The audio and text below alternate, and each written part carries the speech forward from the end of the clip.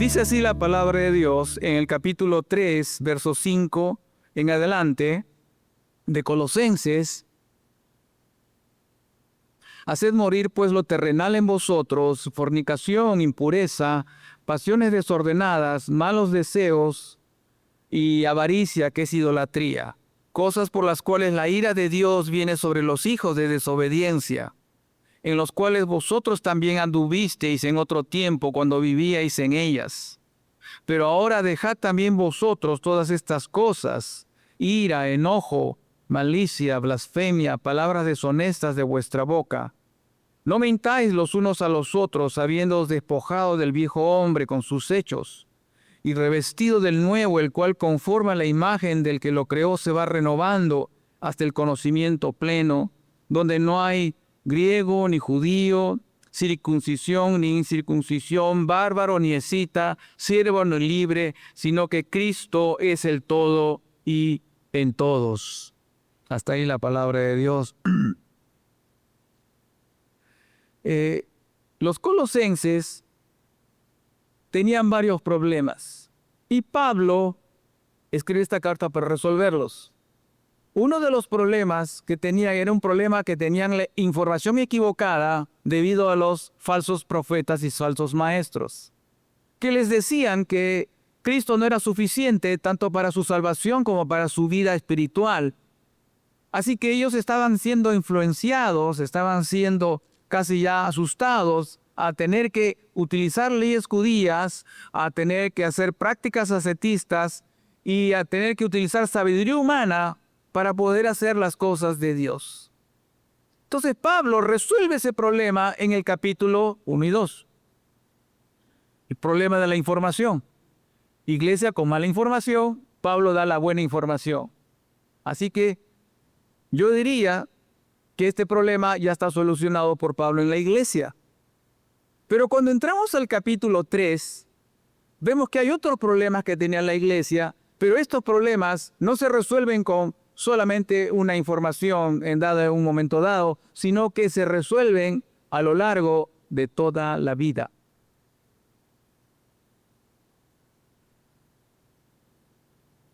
A estos hermanos, yo los considero que eran lindos hermanos. Se les resolvió el problema de la debilidad doctrinal. Sin embargo, Dios les pide que maten pecados sexuales, pensamientos sucios, pecados cometidos con la boca, idolatría. Y este problema no se iba a resolver de la noche a la mañana. Esto sucede porque a pesar que se nos ha concedido el perdón total de los pecados y cuando un cristiano muere va al cielo, a veces los creyentes también llevan a cabo pecados muy vergonzosos, muy escandalosos. Estamos hablando de creyentes. No estamos hablando, los colosenses no era una iglesia de inconversos. Esta carta es para creyentes. Muchas veces usamos el tiempo, los creyentes, en cosas vanas. Gastamos nuestro dinero con fines egoístas o motivados por el orgullo, para dar soporte a nuestra vanidad o por la falta de dominio propio. Aún todavía convivimos, los creyentes, con malos hábitos. Y el problema es que tenemos la tendencia a no enfrentar nuestros pecados personales para sacarlos de nuestra vida. Cuando pecamos lo hacemos voluntariamente y no nos importa que Dios nos esté mirando. Todavía las esposas le faltan el respeto a sus maridos, gritan a sus maridos, y todavía los maridos son bruscos, son toscos, son ásperos con sus esposas, y los hijos todavía le siguen faltando el respeto a los padres. Sabemos que hay cosas que estamos haciendo mal, pero seguimos así, sin cambiar, día tras día, semana tras semana, mes tras mes y año tras año, haciendo lo mismo que está mal, aún sabiéndolo.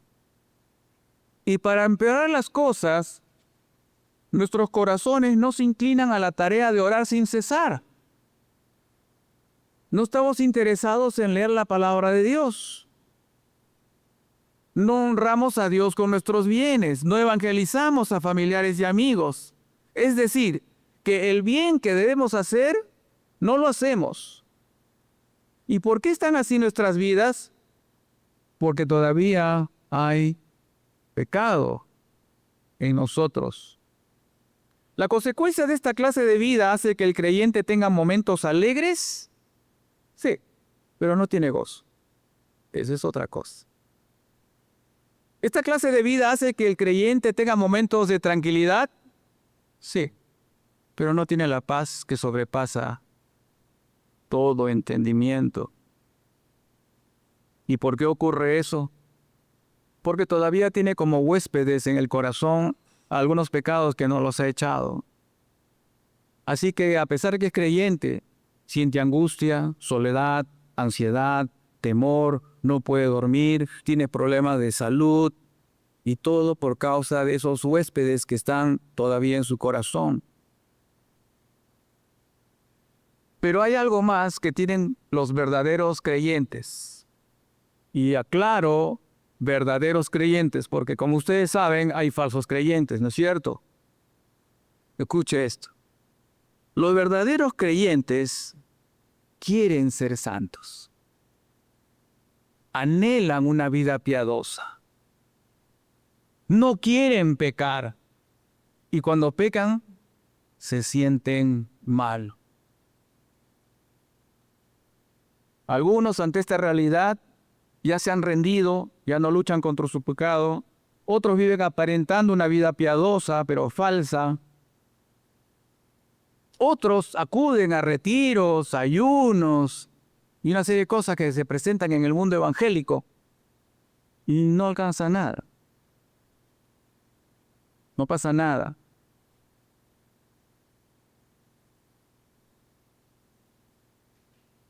Algunos, haciéndose los espirituales, se ponen a servir al Señor. Frente a este escenario, Dios trae la solución. Si realmente eres creyente y vives con la frustración por no estar creciendo en pureza y santidad, si sigues viviendo derrotado por ese mismo pecado y quieres librarte de este pecado, este mensaje te va a ayudar. Sin embargo, hay algunos aquí que quizás no les interesa ser santos. No les interesa. Están acá por diferentes razones. No están interesados en agradar a Dios. Si esa es tu condición, yo creo que este mensaje también te va a ayudar.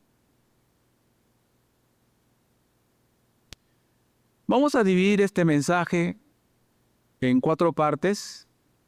Primero vamos a ver el mandamiento de matar el pecado personal. Segundo, vamos a ver la gravedad del pecado personal. Tercero, el mandamiento de dejar el pecado personal. Y cuarto, el poder para vencer el pecado personal. Vamos al verso número 5. El verso número 5 dice: haced morir pues lo terrenal en vosotros, fornicación, impureza, pasiones desordenadas. Y aquí es importante hacer una aclaración, ¿no? Cuando dice haced morir pues, esta palabrita pues, muchos la pasan y no la toman en cuenta. La palabra pues aquí, en otras versiones dice así que, y en la Biblia de las Américas dicen por tanto. Eso quiere decir que esta palabrita pues está haciendo de puente entre los versos 3 del 1 al 4, capítulo 3 del 1 al 4. Entonces, habiendo entendido versos del 1 al 4, entonces hagamos del 5 y veremos que es hasta inclusive capítulo 4. Es muy importante que cuando lees tu Biblia le des atención a cada palabra. Porque lo que ocurre en el capítulo número, en los versículos del 1 al 4, es fundamental para poder entender los demás versículos. Dice, si habéis resucitado con Cristo. Vamos a ir rapidito aquí. Vamos a ir corriendo. Y espero que podamos acabar este tema. Si alguno se cansa, porque creo que va a demorar este sermón un poco más de 1 hora. No sé si están dispuestos ustedes, pero ya les aviso. Una vez me invitaron a una iglesia donde el hermano decía, nosotros sabemos a qué hora empezar la prédica, pero el Espíritu no nos ha dicho a qué hora acabar. Y la predicación acabó a las 4 de la tarde. En serio. Empezó a las 9 de la mañana. Le estoy hablando en serio. Y todavía quisieron que la gente pase al frente. Se pasa. Bueno. Dice la Biblia que el hecho de haber resucitado a los creyentes por medio de la resurrección de Cristo significa, primero, es muy importante, que Cristo con su muerte y su resurrección significa que Dios aprobó la obra de Cristo en la cruz. Entonces Dios con la resurrección dijo a Cristo, ok, lo que has hecho está perfecto. Vamos a bendecir a los hermanos y tú me has glorificado. Por otro lado, la resurrección de Cristo permite tu resurrección y mi resurrección física.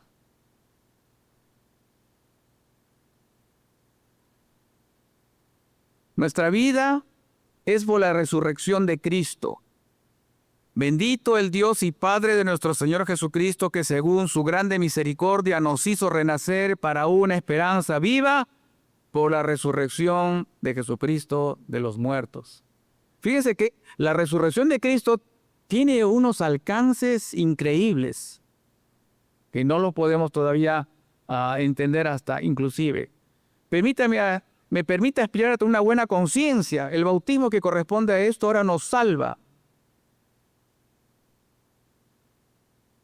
Luego dice el pasaje, buscad las cosas de arriba. Esta palabra en el original sería pensad. Pero la idea es de pensar de una manera perseverante. Pensar las cosas de arriba. ¿Cuáles cosas de arriba? Bueno, las que están en la Biblia. Y se van a ver más adelante. Lo que está a partir del capítulo 3, verso 12, hasta el versículo 4, 6. Esas son las cosas de arriba. Donde Cristo está sentado a la diestra de Dios. ¿Qué significa que Cristo está sentado a la diestra de Dios? No significa que en el cielo hay 3 tronos y Dios está al medio, Jesús a un lado y el Espíritu Santo al otro. Eso no significa que está sentado a la diestra de Dios. A veces en la imagen mental tenemos así, pero eso no es así. La diestra de Dios tiene la simbología del poder de Dios. La mano diestra de Dios. O sea, Cristo está sentado en el centro del poder de Dios, en el mismo trono de Dios. Cristo está sentado en el lugar de autoridad del universo. Y Él lo guía y lo controla. Entonces, lo que nos está enseñando hasta aquí Pablo es que tenemos un divino Salvador con autoridad total sobre toda la creación. Por eso es que nos manda lo que ocurre en verso 5. Mirad las cosas de arriba. Sigamos viendo rápidamente.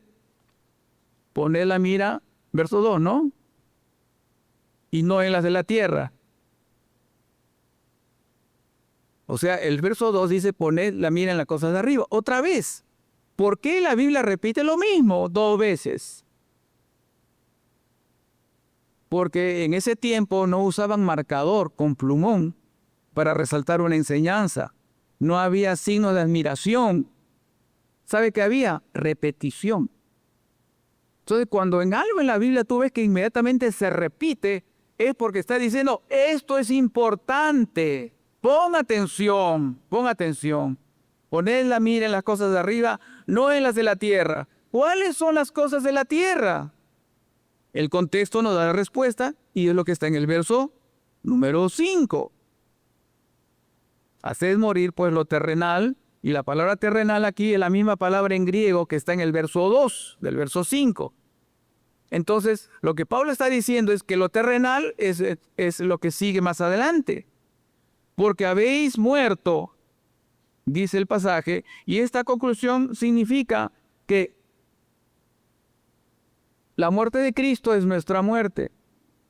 Eso quiere decir, voy a resumir esto porque no tenemos mucho tiempo, de que si habéis muerto, quiere decir que el pecado ya no nos puede dominar.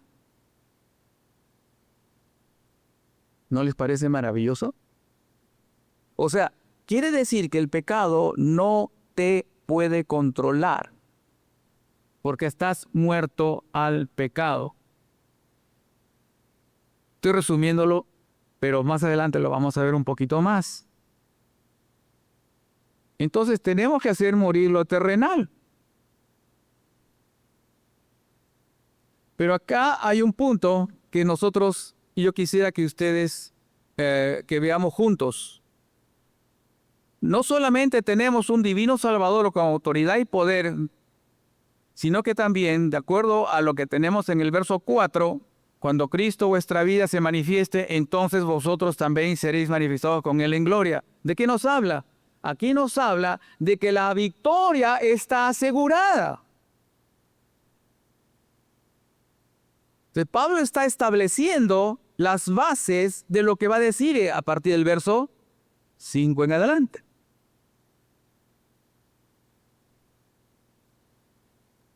Vamos entonces ahora al verso 5. Sabiendo que Cristo es todopoderoso Señor, autoridad suprema del universo, y sabiendo que la victoria es segura para el creyente, Pablo dice, verso 5, haced morir pues lo terrenal en vosotros.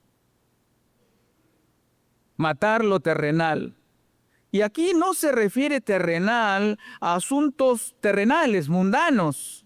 Por el contexto en el original, se refiere al cuerpo pecaminoso que se mantiene en nosotros. Eso es lo terrenal. Esa área pecaminosa que permanece todavía en ti y en mí.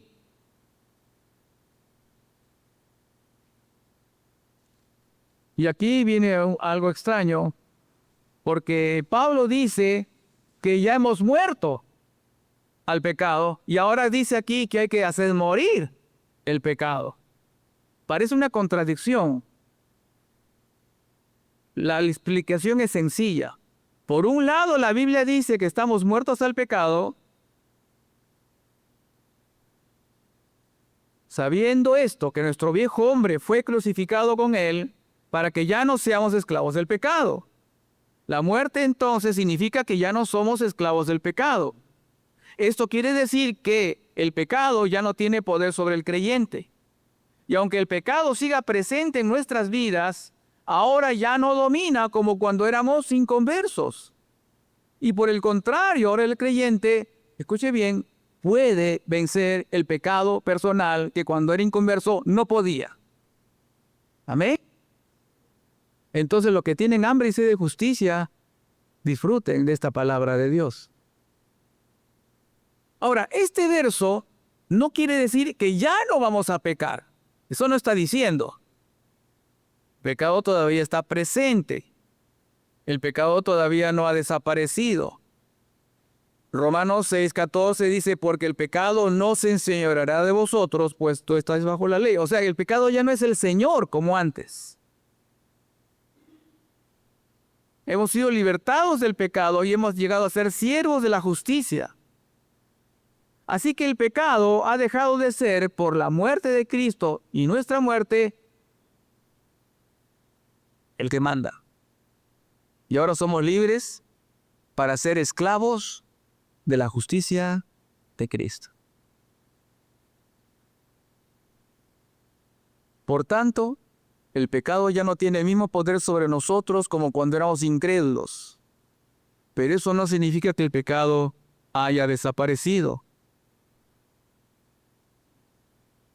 Pero mientras vivimos en esta tierra, seguiremos pecando.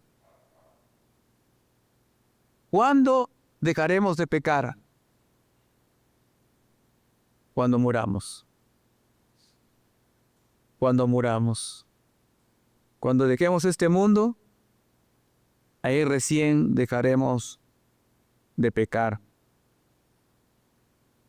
Lo que quiere Dios decirnos es que matemos lo pecaminoso que queda en nosotros. ¿De dónde saco esta interpretación? Del contexto que sigue, donde se nos da la lista de 5 pecados. Lo que hay que matar es nuestra fornicación, nuestra impureza, nuestras pasiones desordenadas, nuestros malos deseos y avaricias. Todos son pecados nuestros. Ahora, ¿por qué digo que estos pecados son nuestros? Nuevamente la respuesta la del contexto. Fíjese ahí en la Biblia, dice, matar lo terrenal. ¿Dónde dice? ¿En el vecino? En vosotros. Alguien está matando algo por allá.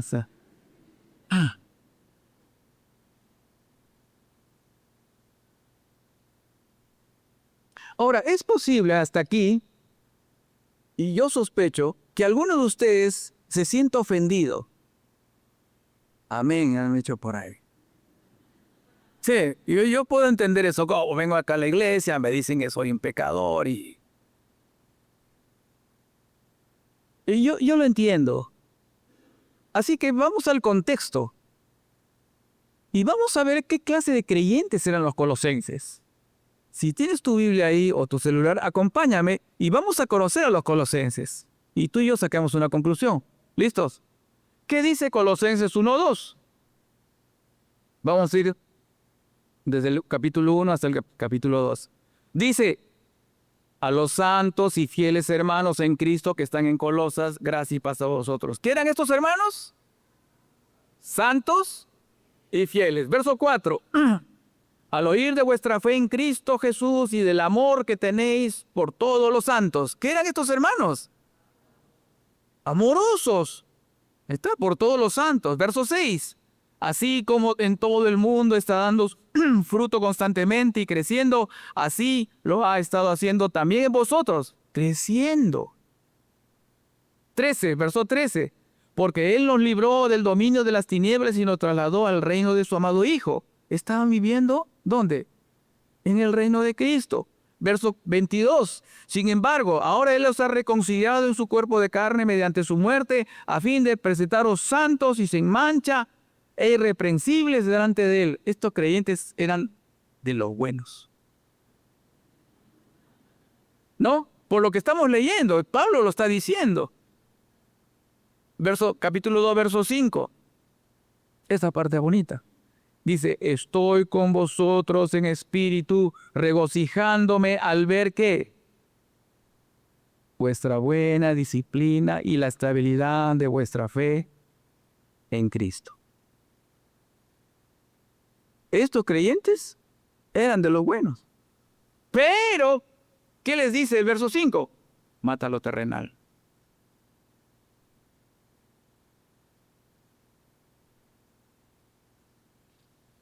Hay un dicho que dice, mi mamá siempre decía un dicho, caras vemos. Ustedes también conocen. Corazones no sabemos. Yo lo veo a ustedes santos, perfectos, puros. Pero, quién sabe, ¿no? ¿Cómo serán las cosas por dentro?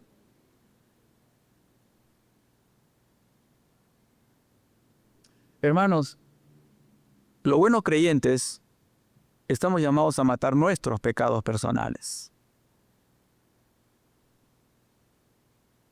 Todavía hacemos el mal que no queremos hacer. Y no hacemos el bien que debemos hacer. Pablo dijo, lo que aborrezco eso hago. Y añadió, yo soy carnal, vendido al pecado. Luego dice, en mi carne no mora el bien. Luego dice, porque no hago el bien que quiero, sino el mal que no quiero, eso hago. Este hombre sabía la presencia del pecado en su vida, pero como era verdadero creyente, tenía una frustración tremenda porque quería ser santo, agradar a Cristo. ser limpio, ser puro.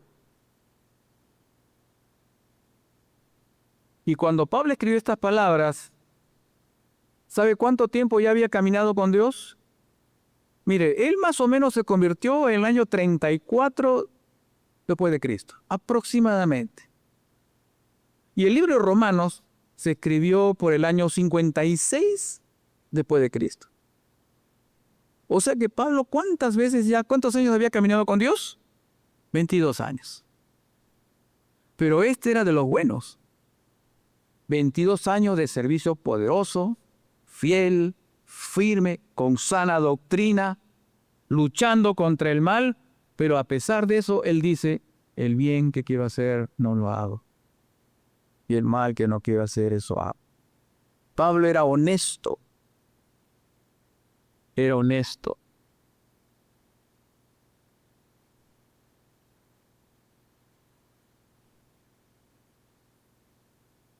Lo que vamos a hablar, trata de aplicarlo a tu vida. No pienses en el vecino o en el hermano de allá o por acá. Trata de decir, Señor, esto es para mí. Aclárame, Señor. Quiero ser honesto conmigo mismo en esta mañana. Vamos al primer pecado, habiendo dado esta introducción. Dice fornicación. Viene de la palabra porneía, que significa el mal uso del sexo. Esta palabra griega es la que da origen a la palabra pornografía. ¿Y en qué consiste este pecado? Vamos por partes. Dios estableció el sexo para ser usado entre el hombre y la mujer dentro del estado del matrimonio. Pero la fornicación viene a ser todo uso del sexo fuera del matrimonio. Todo uso del sexo fuera del matrimonio es pecado. Homosexualidad, lesbianismo, infidelidad matrimonial es pecado. Relaciones sexuales antes de casarse es pecado. Pedofilia, pornografía es pecado. Deleitarse mirando películas con escenas sensuales es pecado.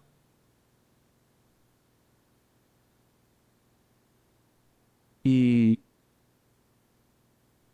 el pecado sexual era muy común en el tiempo greco-romano, donde vivían los colosenses. ¿Y qué es de nuestra época? En la actualidad hay iglesias que descubren creyentes en pecado de esta naturaleza y no les dicen nada.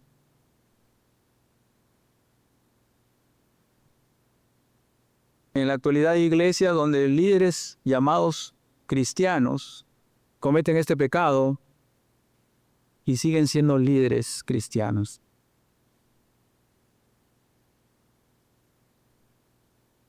Ya no hay disciplina por estos asuntos. Es una maravilla cuando una iglesia disciplina un hombre que ha caído, una mujer que ha caído, y con amor le lleva a los pies de Cristo al arrepentimiento y luego es restaurado para la gloria de Dios. Eso es lo que hay que hacer. Pero no se hace.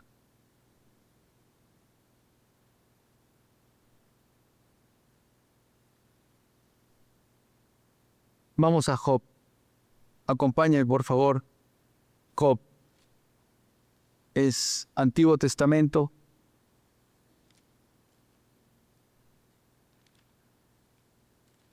¿Quién era Job?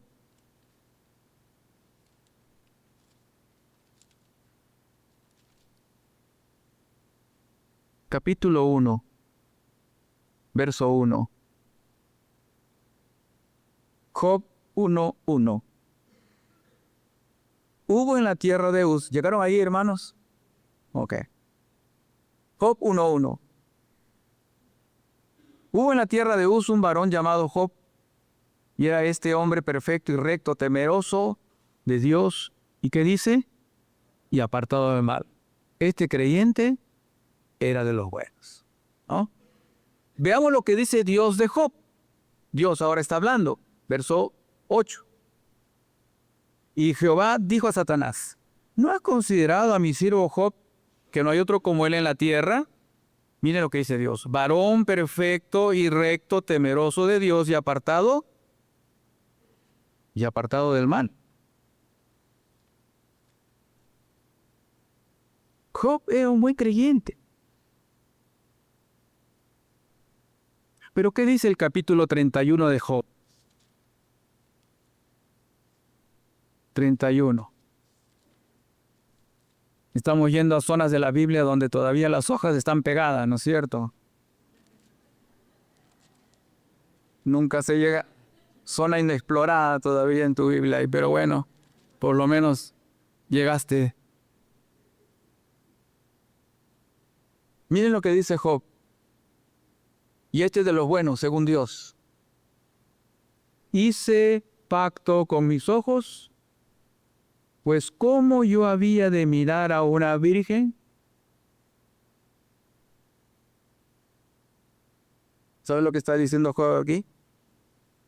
Yo he puesto un pacto con mis ojos para no codiciar a una jovencita. Job, creyente de los buenos, tomó medidas preventivas.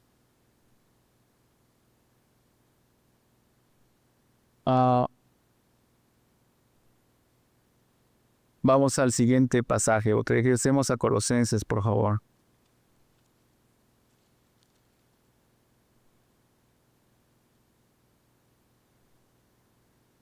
Cuando dice impureza, significa sencillamente que no está limpio.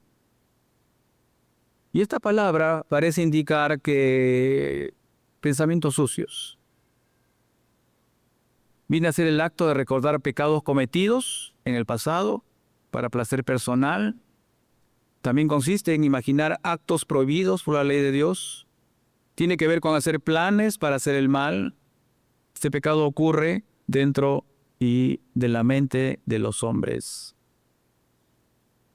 Y aquí estamos entrando en un problema muy grande. Porque cuando uno fornica físicamente se le detecta y se le ayuda. Pero este pecado solo lo ve Dios y tu conciencia. Nadie más. Nadie lo puede detectar. Es un pecado interno. Es un pecado interno. Y este pecado interno a veces no lo enfrentamos. Está allí. Sin embargo, ¿qué hizo Job? Volvamos a Job. Capítulo número 1.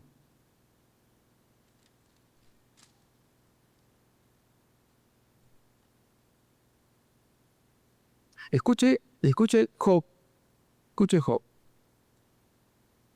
Y acontecía, verso 5. Dije verso 5, ¿no? Job 1:5. Y acontecía que habiendo pasado en turno los días del convite de sus hijos, Job enviaba y los santificaba, y se levantaba de mañana y ofrecía holocaustos conforme al número de todos ellos, se refiere a sus hijos. Porque decía Job, quizá habrán pecado mis hijos y habrán blasfemado contra Dios. ¿Dónde dice? En la mente. Job era un hombre que no solamente se preocupaba por los pecados externos de sus hijos, sino también decía, Señor, te intercedo por mis hijos. Quizá en su mente están pecando.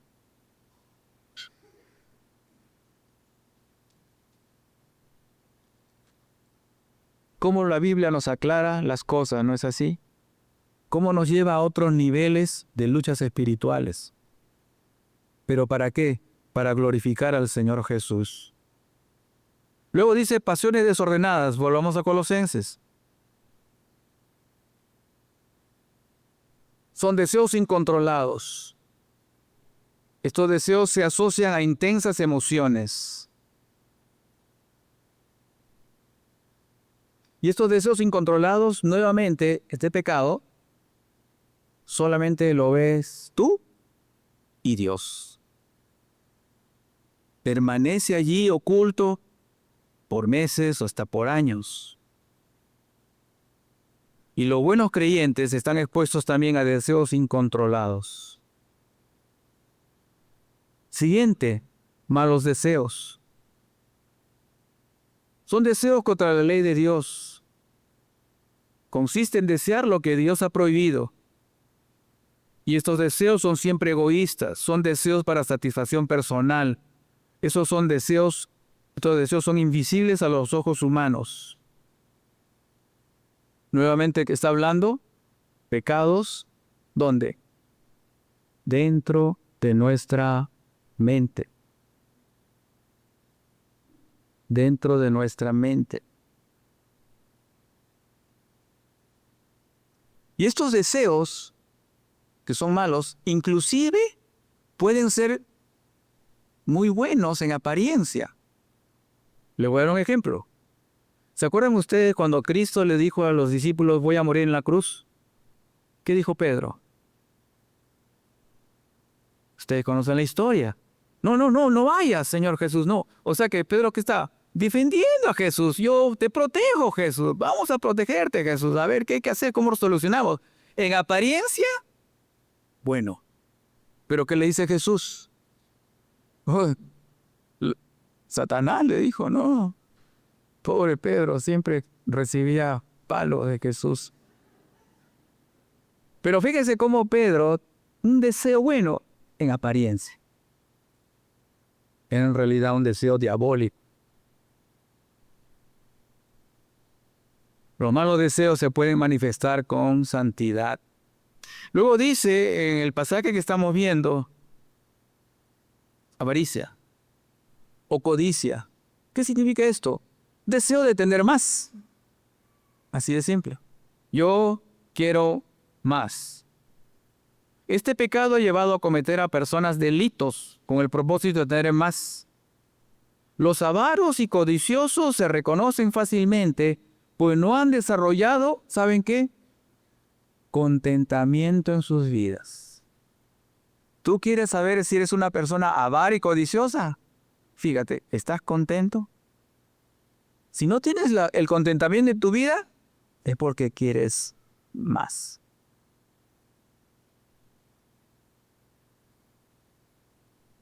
Estos pecados no pueden ser descubiertos. Están en la conciencia. Ahora, ante esta situación hay dos alternativas. Número 1, que tu conciencia en esta mañana, con voz potente, te está diciendo, has pecado. La conciencia habla así, no te argumenta, no te dice por esto, por aquello, no, hay una vocecita ahí que dice, has pecado, punto. Y ahí te tiene, has pecado, has pecado. La otra posibilidad es que tu conciencia no te diga nada. Y tienes un esfuerzo intelectual para acallar la conciencia y, bueno, no tiene voz suficiente. En esta situación, si la conciencia no te está diciendo nada, pero eres verdadero creyente, Dios te va a disciplinar. Hasta que seas consciente de esa maldad. Si no eres verdadero creyente, no va a pasar nada, vas a ser feliz en esta vida. Si la persona no es verdadero creyente, seguirá con estos pecados mentales y físicos. No intentará matar estos pecados. Podrá sentirse algo culpable, pero no los va a matar. Quizás se sienta mal si es descubierto, pero no se sentirá mal por haber ofendido a Dios. Por otro lado, Dios nos manda a hacer morir lo terrenal, es decir, que asesinemos a nuestros pecados. Romanos 6:13 dice, ni presentéis los miembros de vuestro cuerpo al pecado como instrumento de iniquidad, sino presentaos vosotros mismos a Dios como vivos de entre los muertos y vuestros miembros a Dios como instrumento de justicia. ¿No sería lindo cada mañana en vez de decirle, Señor, ayúdame en el trabajo? Decirle, Señor, acá está mi cuerpo, que sea un instrumento de justicia. ¿Cómo nos falta pedir y rogar esas cosas todos los días? ¿Es posible que podamos matar nuestros pecados? Sí. El mandamiento de Pablo de matar pecados personales debe verse como algo normal en la vida cristiana. Es algo normal. Y aquí quiero dar unas palabras de ánimo, por si alguno quizá se siente apachurrado. Miren, los verdaderos creyentes desean matar el pecado. Realmente quieren. Desean derrotar el pecado, pues como han nacido en Cristo Jesús, adquieren la mente de Cristo, son templos del Espíritu Santo y desean ser como Cristo, desean agradar a Dios. Han recibido una sensibilidad especial frente a su maldad personal. No solamente lo detectan, sino que aborrecen su pecado, el verdadero creyente. El verdadero creyente va a luchar por ser santo. El verdadero creyente tiene alergia al pecado personal. Y con el tiempo, en el verdadero creyente, esa alergia va a aumentar, se va a volver crónica frente a sus pecados personales. Y ellos vivirán el resto de sus vidas matando el pecado personal. La segunda parte es la gravedad de nuestro pecado personal. Verso 6. Cosas por las cuales la ira de Dios viene sobre los hijos de desobediencia. ¿Cuáles cosas? Los pecados que hemos mencionado. La ira de Dios, bueno, es la reacción perfecta de un Dios justo y recto debido a la presencia de pecado. La ira de Dios no es un defecto de su carácter. La ira de Dios está asociada a su amor, a su pureza, a la verdad, a su santidad. Y la ira de Dios siempre se dirige a la persona a la persona correcta, a la persona que lo merece en el tiempo adecuado y mediante el método adecuado. No es como nuestra ira. Nuestra ira es egoísta, fruto del orgullo, carente de humildad. Y siempre lo hacemos con la persona equivocada, en el momento equivocado y la forma equivocada. ¿Y qué más dice aquí Pablo? Fíjense, vamos por partes para que no haya confusión. Esa ira viene ¿sobre quién? No sobre los creyentes. ¿Sobre quiénes? Sobre los hijos de desobediencia. Y aquí esta frasecita es muy importante, porque en la Biblia a los incrédulos siempre se les llama hijos de desobediencia. En otras partes de la Biblia se les llama hijos de ira. Y en otras partes se les llama hijos ilegítimos, o hijos de maldición, o hijos del diablo. Son varias maneras de llamar al incrédulo. Pero en este caso, el Espíritu Santo eligió la palabra hijos de desobediencia. O sea, aquellos que no obedecen a Jesús. ¿Por qué habrá puesto aquí, por qué no puso hijos del diablo, la ira de Dios sobre ellos? ¿Por qué no puso hijos de maldición o hijos ilegítimos? ¿Por qué puso hijos de desobediencia? Fíjense cómo es la palabra de Dios. Porque el verso 5 es un mandamiento. Haced morir. O sea, Pablo está hablando en imperativo. Esto es como diciendo no matar, pero acá está al revés, matar. Y entonces el apóstol Pablo está diciendo indirectamente, si no obedece matar el pecado, está cerca de ser un hijo de desobediencia.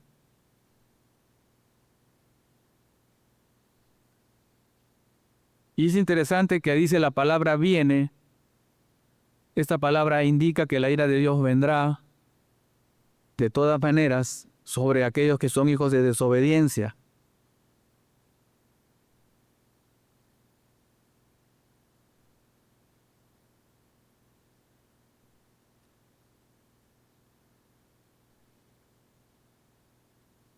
¿Por qué se menciona la ira de Dios en medio de estas dos listas?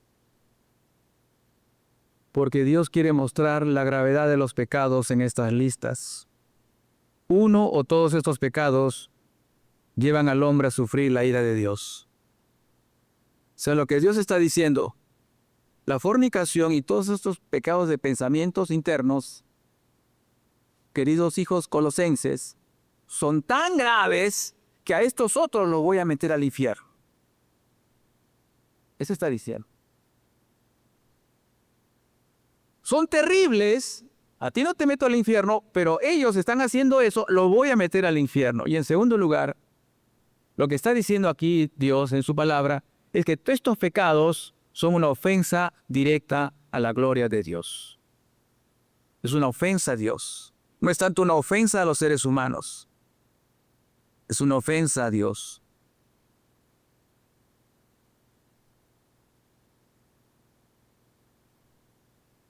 Entonces, se está poniendo la cosa muy peligrosa aquí. Vamos al punto 3 rápidamente. Verso 8. El mandamiento de dejar el pecado. Ya no se habla de matar el pecado, sino aquí se habla de dejar el pecado. Pero ahora dejad también vosotros estas cosas. ¿Cuáles? Ira, enojo, malicia, blasfemia, palabras deshonestas de vuestra boca. ¿Qué dice dejad? Esta palabra en el original significa quitarse la ropa sucia que ya no sirve. Se usaba para quitarse una ropa sucia que ya no sirve. ¿Y qué es lo que está en nosotros que ya no sirve? Ira. Esta palabra ira es ira interna. Es el enojo que algunos creyentes tienen por dentro. No se ve. ¿Dónde está? Dentro de uno. ¿Quién lo ve? Solo Dios y el creyente. Habla de ese problema. Ese es un pecado que hay que quitarse. Enojo. Esta palabra ya es la ira, pero expresada hacia alguien con el fin de herir. Y esta es una acción percibida por los demás.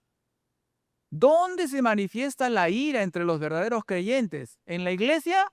No, porque acá todos estamos y nos saludamos bonito, ¿no es cierto? Nadie está aquí gritándole el uno al otro. Pero ¿dónde se puede manifestar la ira entre los verdaderos creyentes? En su casa. Ahí donde nadie ve. No está el pastor, no están los hermanos, líderes. Hermano o hermana, expresas ira en tu casa? Eso es pecado. Eso está mal. Y si te han dicho que tienes que tener ira para que desfogues, ¿no? Eso es diabólico. Estamos llamados a no tener ira, a no expresar nuestro enojo y a arrasar con la persona sobre la cual nuestra ira se va. A veces la ira va contra los hijos, a veces la ira va de la esposa al esposo, y viceversa. Malicia. Tiene que ver con actuar con mala voluntad. Y este pecado también es invisible. Es invisible. Blasfemia. Usualmente se usa esta palabra para denigrar la persona de Dios. Pero en este caso, y de acuerdo al contexto, está hablando de hablar mal de otra persona con el fin de dañarlo. Y este pecado es visible, se puede ver, uno lo puede detectar, porque puede ocurrir en nuestras conversaciones, puede ocurrir en la iglesia. Pero ¿qué dice Dios? Saca eso. Quítate eso. Palabras deshonestas de vuestra boca. Aquí se refiere al uso de palabras soeces, de malas palabras, de insultos. Esto tampoco ocurre en la iglesia, ¿no es cierto? Hasta ahora yo asisto a esta iglesia y existió muchas, jamás he visto que los hermanos se digan malas palabras. Nunca he visto eso. Pero ¿cómo es en la casa? Alguno dirá, pastor, ya un creyente no habla malas palabras. No, hermano, sí, yo sé, yo sé de algunos, no de esta iglesia, no de esta iglesia, pero yo sé, en la consejería aparecen cosas, hermanitos, que, bueno, ¿para qué seguir diciendo?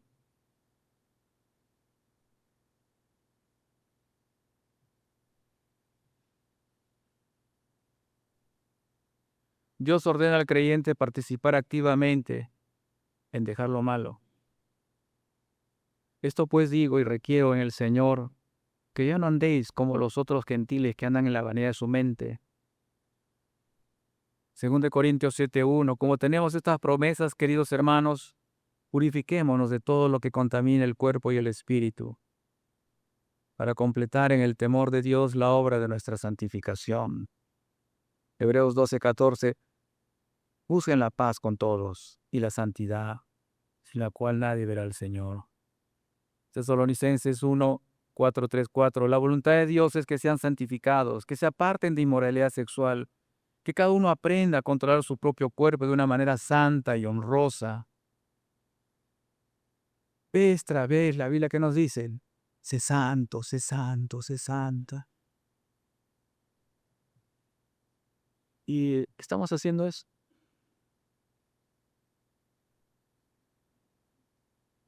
¿Qué dice el salmista? Examíname, oh Dios, sondea mi corazón, ponme a prueba, sondea mis sentimientos, mis pensamientos. ¿Y cómo acaba? Fíjate si voy por mal camino. ¿Cuánto necesitamos orar así cada día, no es cierto? ¿Y sabes qué? Orar así cada día honra a Dios. No es malo orar así. Está diciéndole Dios, yo te quiero glorificar en espíritu y en verdad. Por favor, muéstrame en qué estoy mal. Verso 9, no mintáis los unos a los otros.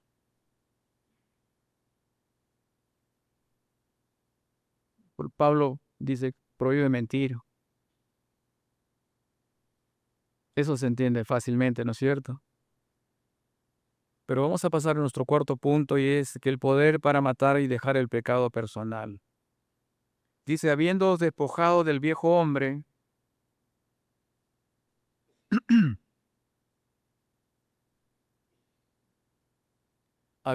verso 9, habiendo despojado del viejo hombre con sus hechos.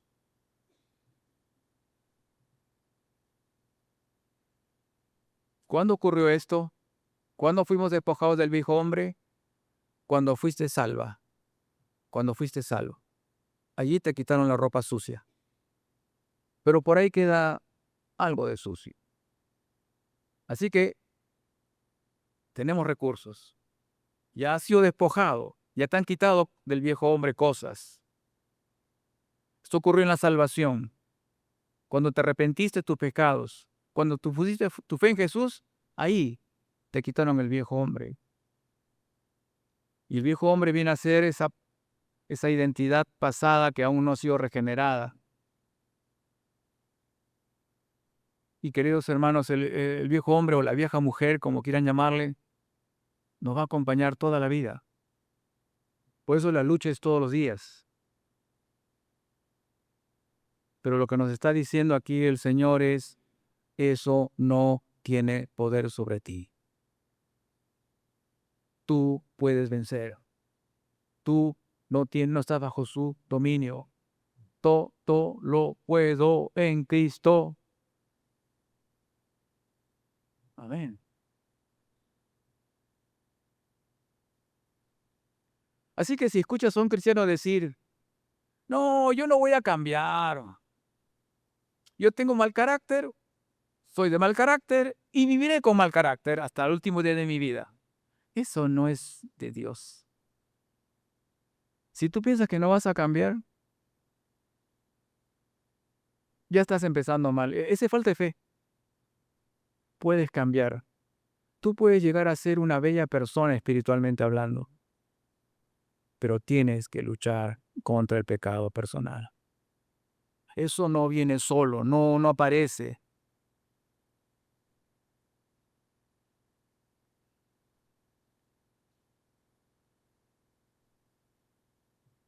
Porque este nuevo hombre, hemos sido revestidos del nuevo y viene a ser el nuevo hombre creado por Dios.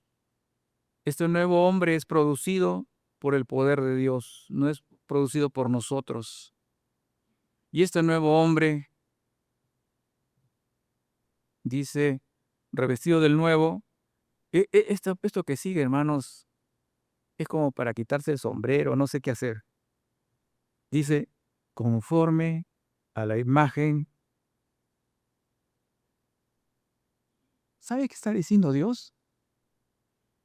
Quiero que seas como mi hijo, conforme a la imagen del que lo creó.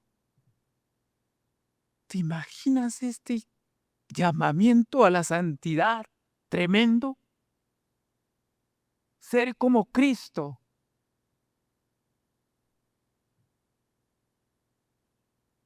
Y se va renovando hasta el conocimiento pleno. ¿Sabe lo que quiere decir esto?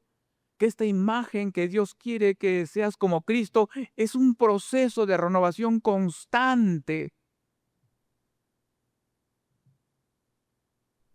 ¿Y sabes cuándo va a acabar?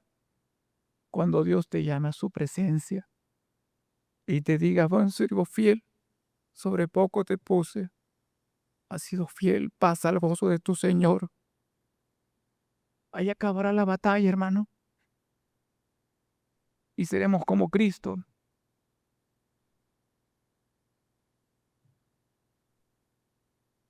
Y este conocimiento viene por medio de la palabra de Dios. Solo la palabra de Dios santifica. Lee tu Biblia, come tu Biblia. Ayer en el grupo de hombres les decía, si quieres entender un pasaje, un capítulo, léelo 20 veces hasta que lo entiendas. Y si no lo entiendes, pregunta, porque eso te va a santificar. Eso te va a hacer como Cristo. Y cuando vengas el domingo, vas a poder adorar en espíritu y en verdad. Donde no hay griego ni judío, circuncisión ni circuncisión, bárbaro, nacita, siervo. ¿Qué quiere decir esto? Que la imagen de Cristo es para todos, sin diferencia social, racial, étnica, educativa, lo que fuera, no, es para todos. ¿A quiénes va a santificar a Dios? ¿A los de Lima o a los de Arequipa? No, acá está diciendo a todos, por igual. ¿Quién va a ser más santo? ¿El pastor o el hermano que viene a la iglesia? Está diciendo, no, no hay hermanos diferencia. Dios no hace eso, sino que Cristo es el todo y en todos. Cristo tiene todo, hace todo, sabe todo. En Cristo tenemos todos los recursos para matar el pecado y dejar el pecado. Cristo alcanza para todos sin distinción de raza, clase social, educación, nivel económico. Cristo es para todos, no solo para algunos, para todos los creyentes de todos los tiempos. Eso te incluye a ti y a mí. Y si Cristo es el todo y en todos, nosotros somos nada.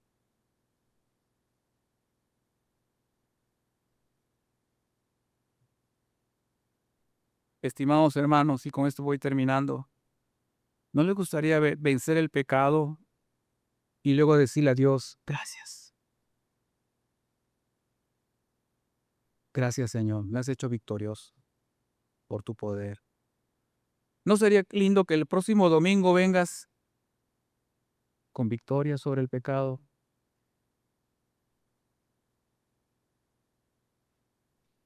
¿No te gustaría venir a adorar a tu buen Dios y decirle, te alabo, Padre, porque vencí el pecado con tu ayuda? Queridos hermanos, no matamos los pecados para ser libres de nuestra conciencia culposa. Matamos los pecados para la gloria de Dios.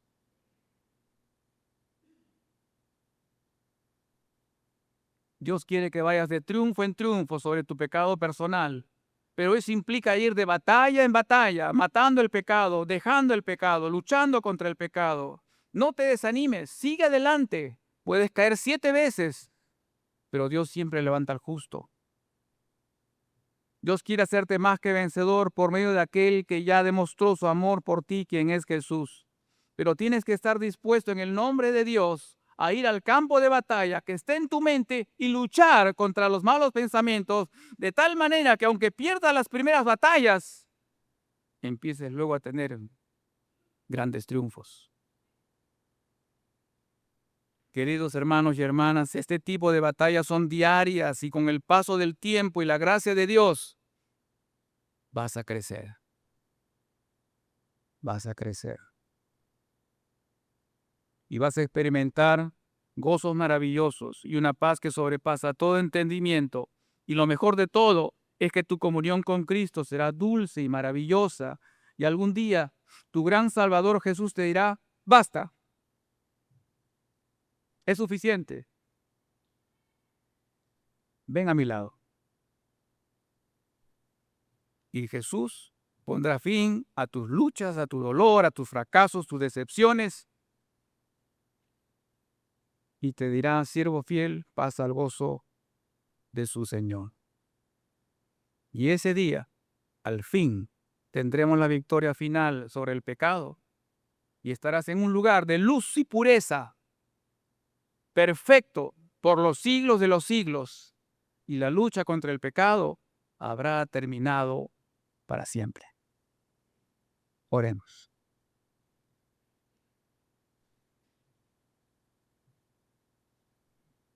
Y ahí donde estás, en el silencio de tu corazón, órale a Dios.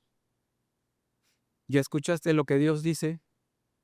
¿Qué le dices a Dios ahora? ¿Qué le dices a Dios? Quizá alguno tenga que confesar algo.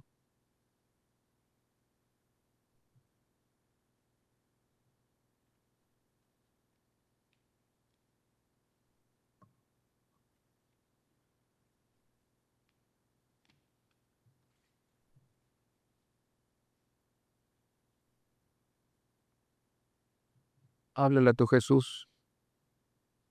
¿Qué tienes que decirle?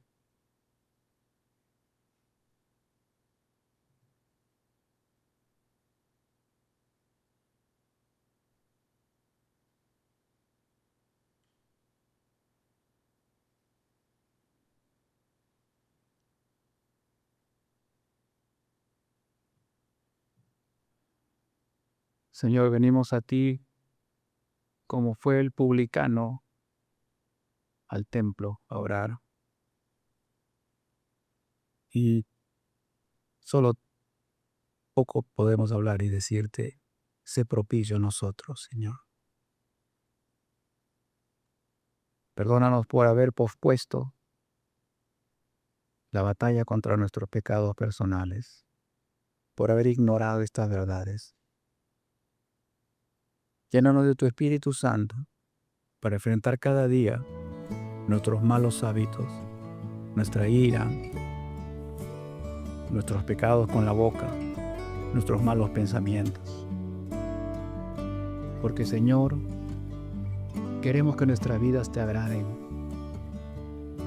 Queremos glorificar tu nombre con manos santas. En el nombre de Jesús, nuestro amado Salvador, oramos.